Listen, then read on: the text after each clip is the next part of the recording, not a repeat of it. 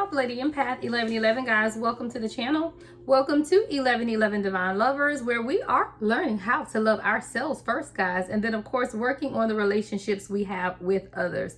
If you are new to the channel, welcome. If you are returning, of course, then welcome back. Thank you so much for being a part of the Soul Tribe. All right, we're gonna get into this divine feminine message. I did have a channeled message.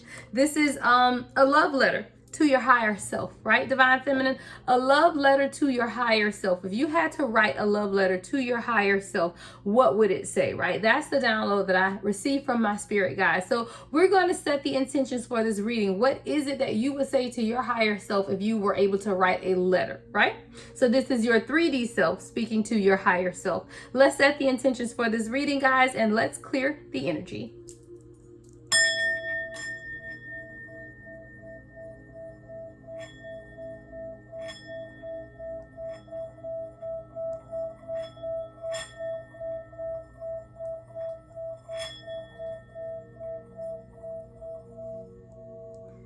All right, guys, 111 on the timer. Let's get into it. All right, so let's get the first message out, right? We're going to start with the African Goddess deck and get the first message out, right? A love letter to your higher self, Divine Feminine.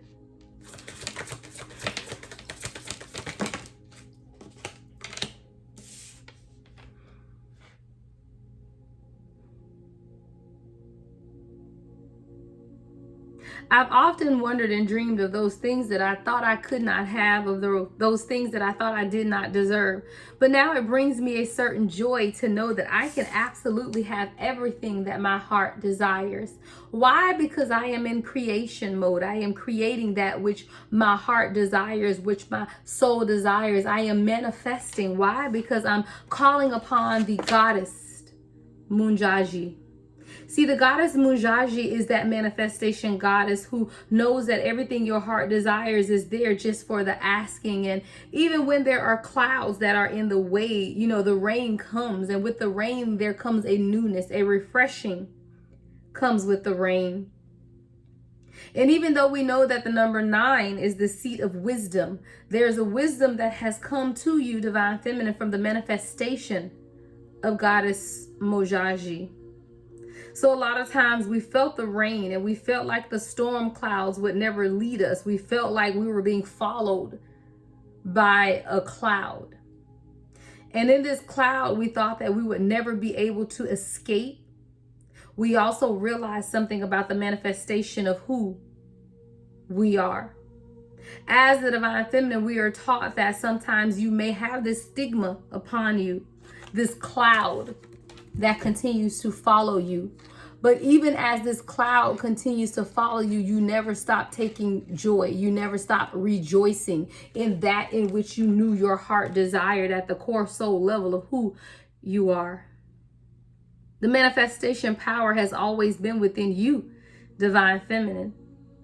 But you had to see past the cloud, that dark cloud that followed you. And now that you've been able to see past this cloud and into the manifestation of what it is that you truly desire for yourself, it's time to embrace Goddess Satira. See, Goddess Satira is brazen. She is unapologetically herself. For the rivers of life flow out of her, and the manifestation gifts are within her. She's able to balance the world on her head, because that's just who she is. See, as the rivers continue to flow out of the belly of who she is, she stays brazen in that in which she is called to be. She is unapologetically who she is, and she makes no excuses. She knows who she is, and she sits in the palm of Mother Gaia's hand, for she is a direct connection to the earth. Wherever her feet shall tread, there is eternal life. There's a train that's moving within her, and she's not about to miss it. Because who knows when this train will come back around again. So she's brazen enough to understand that she has to take hold of opportunities that are within her before they pass her by. And at the front of this train, there is a light. And at this guiding light, it is showing her the path that she needs to take. And guess what? She's brazen enough to take that path.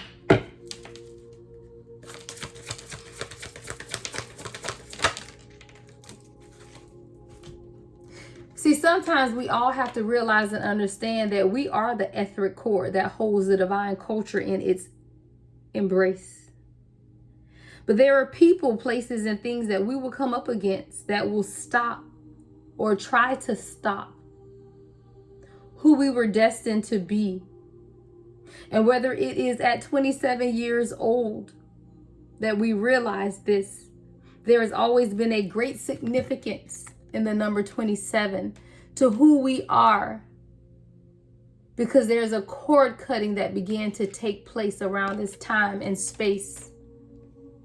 See, the etheric cords are the cords that bind us to toxicity at times, and we have to realize that sometimes we have to invoke the presence of Goddess Erzuli Dantor.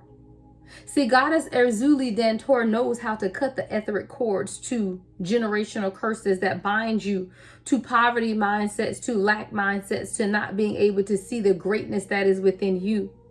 But every now and then you have to call upon this goddess to say, cut the cord to anything that does not serve your greatest and highest good. But it is upon the seed of wisdom that we are able to see this. When you take the number 27, 2 and 7 is 9. And as you embrace the wisdom of the number 9, you now understand who is for you and who is against you, and why you may need to cut the etheric cords.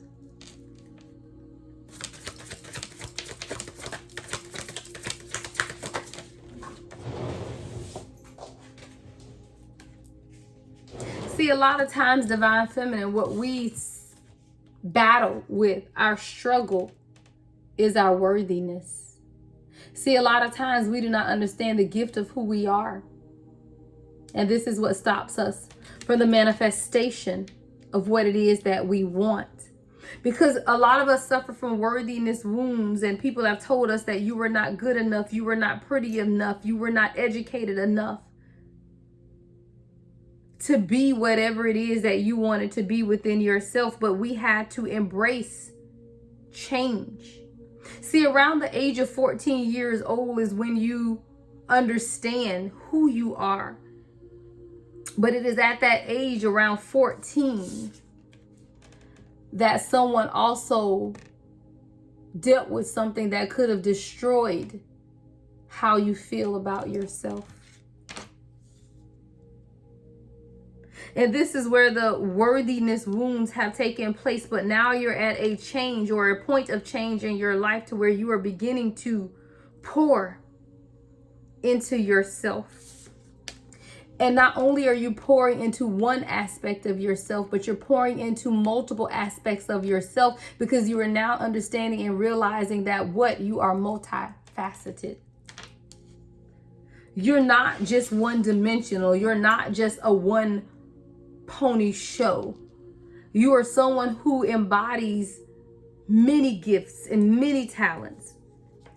And now, as you understand that you are worthy, you're beginning to now pour into the multifaceted aspect of who you are.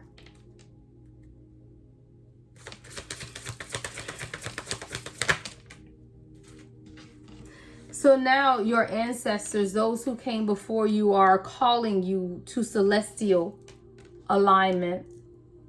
See, when you align with what is within you, it is very difficult for anyone to tell you anything contrary to what you know is within. See, when you don't know who you are, it's very easy to accept other people's aspects of who you are. But it is when you come into celestial alignment that you realize who you truly are, and you invoke change. For some of you, that could be around the age of 41. Before 1 is 5 and 5 is about change. And now you understand that through invoking the presence of Goddess Inkosana,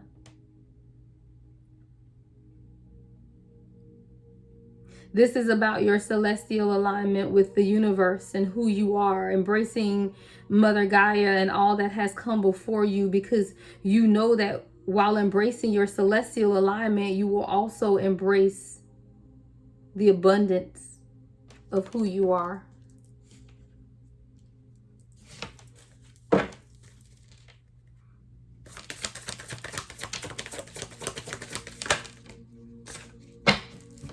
So now as you begin to embrace the abundance of who you are, you realize that it has always been within your soul tribe.